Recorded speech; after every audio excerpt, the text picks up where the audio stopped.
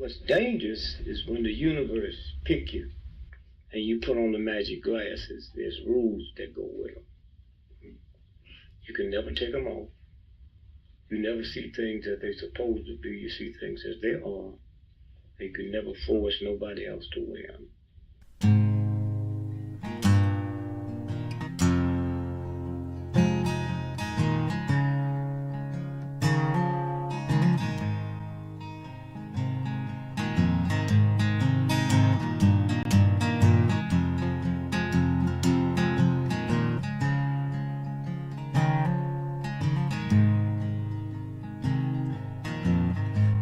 I think while I lie awake and contemplate tonight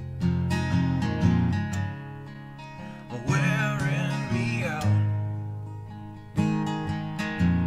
Well, maybe tomorrow the world will wake and get it right, but I have my doubts, yeah.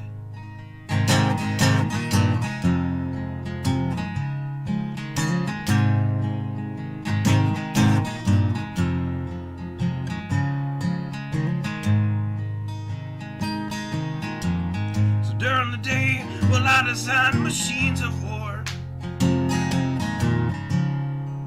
that scream through the sky. 'Cause I, for one, I like to go to bed free at night under these stars and stripes. And I have my doubts that we're coming out. Yes, I have my doubts, and I have my doubts that we'll make it back out. Yes, I have my doubts, but they'll wind you up and pull the cord until you're spun right out, and I don't understand. Roll the dice and raise the price to feed the machine's mouth. Call it the progress of man. And I have my doubts that we're coming out. Yes, I have my doubts. And I have my doubts that we'll make it back out. I have my doubts, so I'll drink my stuff and raise some hell and shoot my guns to the end of my time. You can have the booze and go to hell and take the guns, but I know they won't be mine.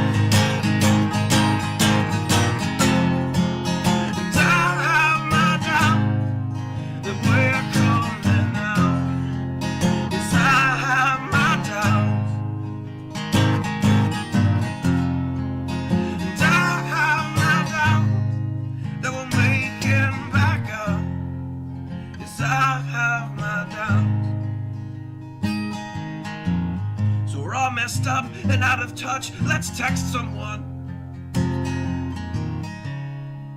who's in the other room. So don't wonder why we don't say hi or know anyone. I might as well move to the moon. So maybe I'm wrong. Well, I hope that I'm wrong. So maybe I'm wrong. Well, I hope that I'm wrong.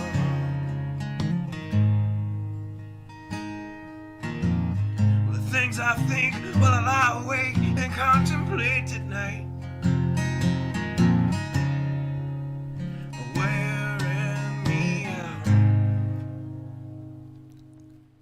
Yes, I do know how to tell time. I'm a little bit early because I'm going to have to stop at any given point. I'm not quite sure exactly when. So Here's the dealio. Somebody's coming. They need me to rescue a phone of theirs, and so I'm going to do that as soon as they get here. They're on the way. It takes about 20-25 minutes or so to get there to here.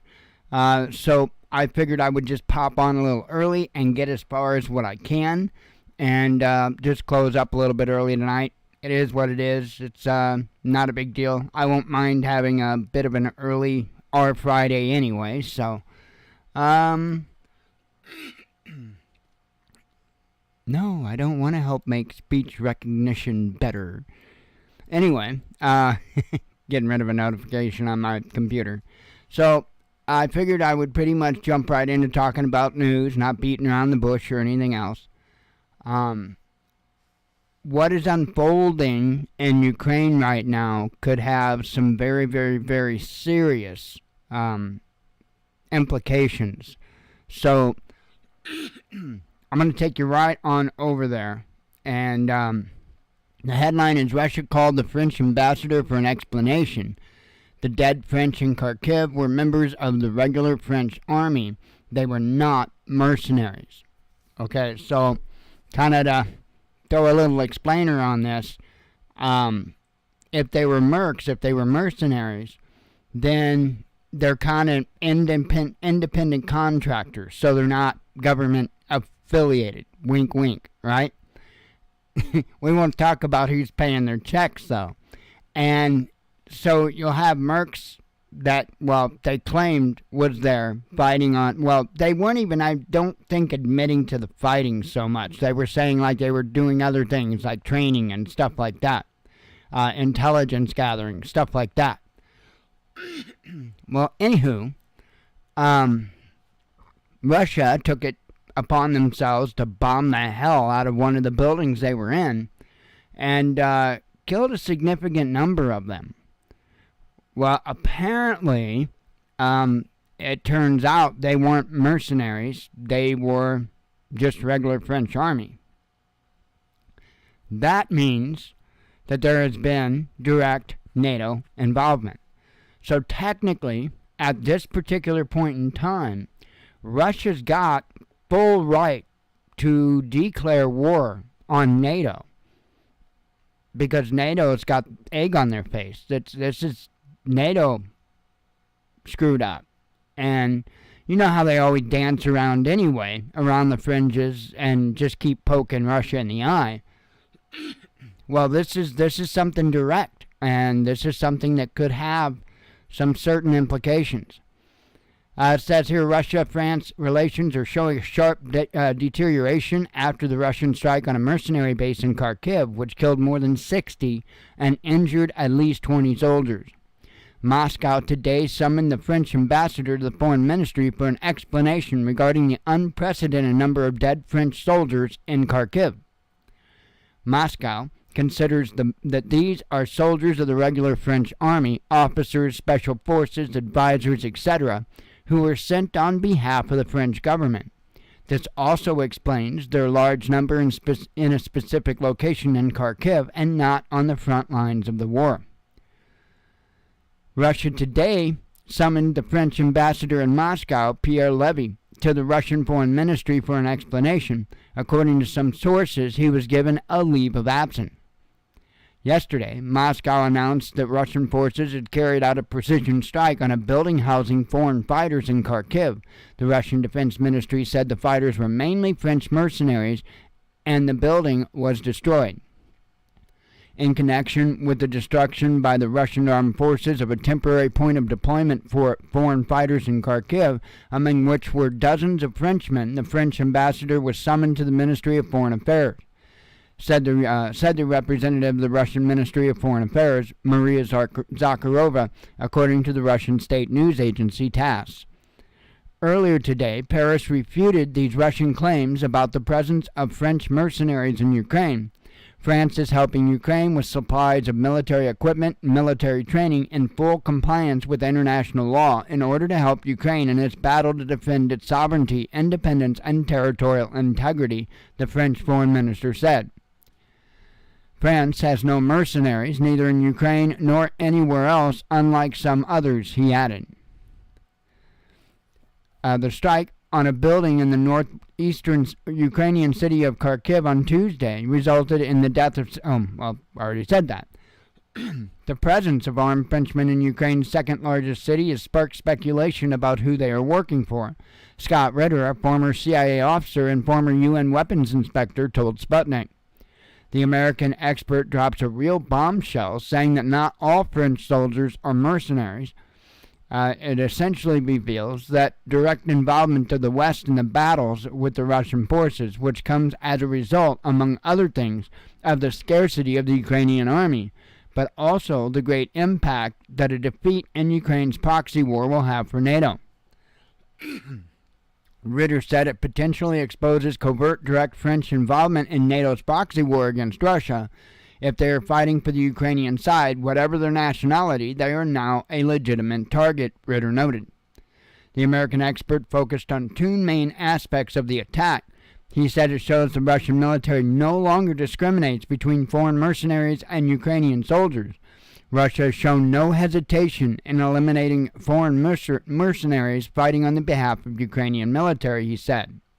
It also raises the intriguing possibility that French troops could be directly involved in the Ukrainian conflict against Russia. At least some of them were not mercenaries, but actually military personnel of France who were in Ukraine at the behest of their government, and now they're dead, Ritter said. This apparent new Russian policy contrasts with previous lenience against military advisors or other NATO personnel in Ukraine, the U.S. expert said, marking a change on Russia's part in dealing with foreign powers. According to Ritter, the Russian intelligence... trying to read fast. The Russian intelligence service knew that French military were at a particular spot in Kharkiv. This shows that Russia has made a decision. Everyone in Ukraine is now a target, he underlined. The broader conclusion is clearly that Russia is now in a final stage of wiping out the Ukrainian armed forces. This means that everyone is a target, the Ukrainian army, foreign mercenaries, and any military members of NATO on Ukrainian soil, he stressed. This strike marks a change in the Ukrainian conflict that escalated in February 2022 when a wave of mercenaries from North America and Europe joined the so-called Kiev Foreign Legion. With promises of significant economic benefits, they paid little heed to Russia's warning that foreign mercenaries would be targeted. So, that is what is up with that. Let me try to run through as many headlines. I might be able to get through them all.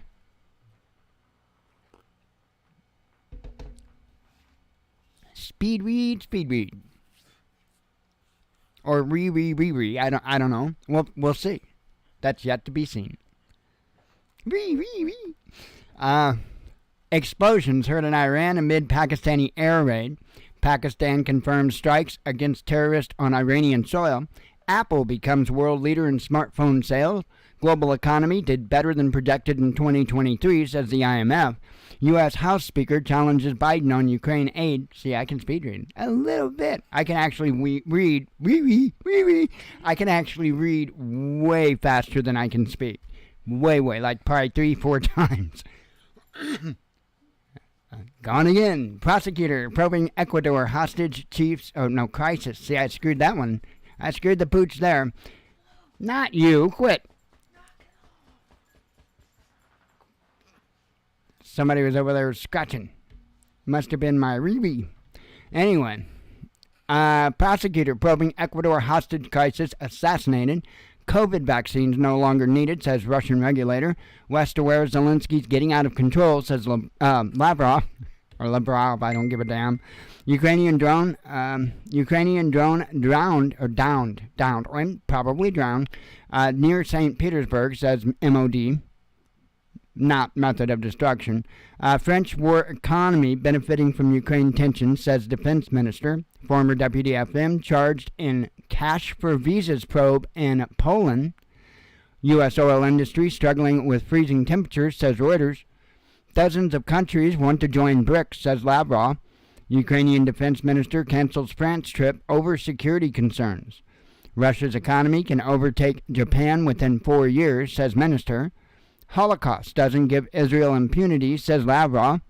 World not producing enough weapons to beat Russia, says Zelensky. Prepare for war with Russia, China, Iran, and North Korea, says UK Defense Minister. Ukrainian men denied public health care unless they report for draft media, says the media. EU state could lose Russian gas, says industry chief. Russia can't trust the West, says Lavrov. Ex-NATO commander demands Ukrainian attacks on Crimea. Pope tells Catholics to stop watching porn. Okay, I'm going to repeat that one. The Pope on a rope, if you will, tells Catholics, Catholicers, to stop watching porn. So, stop it, says the Pope. Winner of prestigious, by the way, but he says that, abortions are okay, gay marriage is okay, and I'm not taking up the battle, I'm just saying, right? Biblically, no. It's called something called an abomination, which, and that's not a good thing. And so the Pope can't override God's word. And, the whole Second Amendment shall not be infringed a bit. Yeah, pretty much the same ideal behind abomination. You just don't go there. Anyway, not my argument. Take it up with God. Winner of prestigious literary award admits using GPT. I don't know, GPT. You make up some letters. It's good. Member of pro-Russian resistance in Ukraine reveals details of strike on mercenaries. Top Putin aide warns of future of energy industry. Defense agreements, a consolation prize for Ukraine, says Lavrov. EU should be ashamed of Kosovo, says Lavrov. Washington sanctions UAE firm over Russian oil shipments. Foreign mercenaries primarily used by Kiev for media purposes, says a journalist. Price of stamps set to rise again, right? The South may not rise, but them damn stamps are going to. 2 cents. 2 cents, I believe it said. I think it's going up to 68 cents.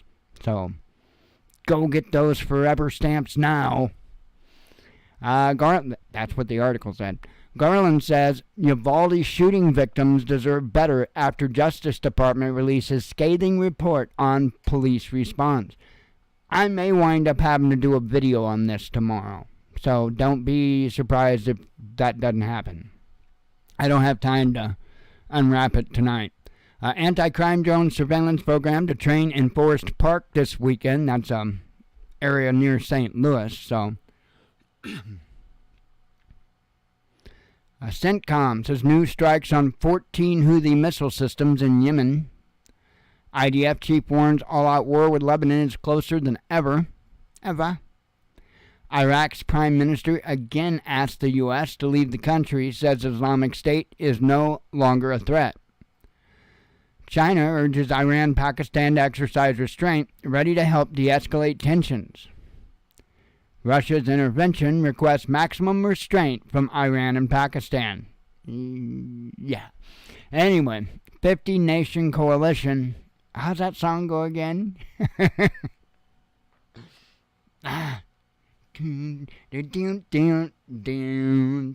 Help me out. Know the song? See, I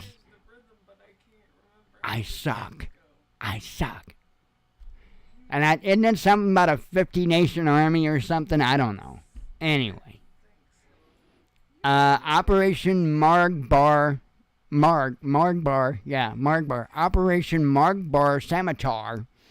I couldn't do it, right? I'd be on the front lines laughing my ass off. Why are we here again? Margbar incoming! I'd be laughing my ass off. Pakistan bombards Iran with air force and artillery. Raids against Balak. I bet it's Balak. At a depth of 80 kilometers. Airstrikes have failed to stop Houthis, says Biden. NATO personnel in Ukraine now fair game for Russia, says Ritter. Ukrainian defense around Seversk is collapsing. The Russian paratroopers with surprise landing captured, Vesely and entered Belogorivka. Yeah, that place, on the map. European country to add nuclear weapons to defense plan. Well, it's a good thing they're not putting them on their offense plan. Strikes on mercenaries in Ukraine, painful for the West, says Finnish editor. Scenario 3 with the mobilization of 90,000 troops in Europe. NATO says that. Or they're doing it. Something. Maybe both. The Women's Company of the Armed Forces of Ukraine entered the battle in Crimea. 43,000 women received a marching band. So in other words, they're sending 43,000 women to their likely death.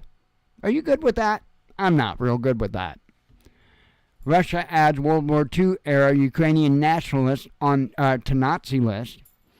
And I mean, if a woman wants to go and be on the front line and all that jazz, more power to her. I don't think you should stop her.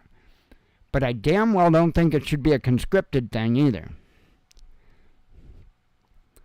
Anti-Russian leader, a favorite for top EU jobs, says Politico. France backs Ukraine out of frustration with Russia in Africa, says Scholar. Russian troops, Ukrainian general said Russian troops, if they seize railway in Kupiansk, will change the game. Important development, German parliament rejected sending Taurus missiles to Ukraine.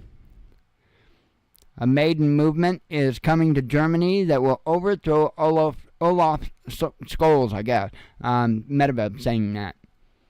The great exodus of Ukrainians, they pay over $5,000 to avoid conscription. Well, I can't say I much blame them. Total destruction of Russian BMP-3 and T-72B3 by Ukrainian drone attack. So I guess Russian tank. And this here with ARAT reactive armor tiles, the M1A1s of the Ukrainian army. And in that was the headline that I spoke about on the show, or at the beginning, for a short moment. And I think I did that just in time. I think they just arrived. So let me go ahead and pop off here, folks, and I will talk to y'all soon and go from there. So anyway, I hope y'all have a good night. I'll probably put out a video tomorrow on that Uvalde deal, and if something else breaks loose with all of this conflict all over, I will certainly be either making videos or going live. So anyway, I am out of here. Hope y'all have a blessed weekend. As always, God bless you. We love you. Be one with your spirit, and shalom.